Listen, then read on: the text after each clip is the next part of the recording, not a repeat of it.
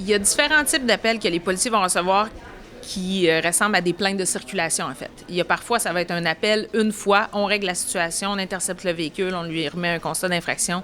Donc, c'est pas une problématique récurrente.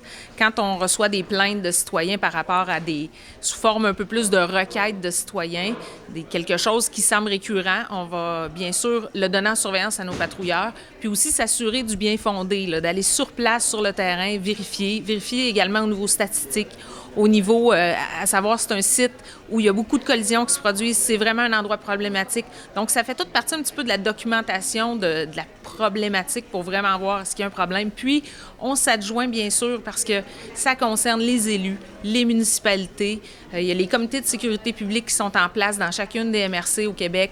Donc, c'est un comité de policiers et élus.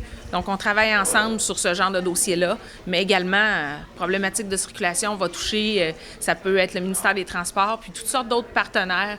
Puis ça peut même aller jusqu'à créer un comité pour étudier la question d'un changement de limite de vitesse, d'un changement d'infrastructure. En fait, le message que je veux passer, c'est que ce ne sont pas les policiers seuls qui vont régler une problématique, qui vont prendre des décisions. Nous, on est davantage au niveau de l'application des lois.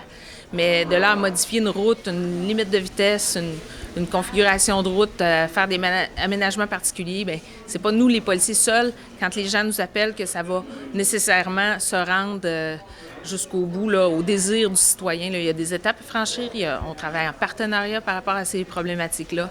Et puis, il ne faut pas négliger que, comme chacun MRC, c'est avantageux. Un comité de sécurité publique, ça fait en sorte que policiers, nos gestionnaires, ainsi que les élus se rencontrent de façon très régulière. Donc, les dossiers fréquents, les plaintes de citoyens, toutes ces choses-là sont discutées, sont étudiées, puis on essaie, dans le fond, d'en venir à la satisfaction, au final, là, de toutes les parties impliquées.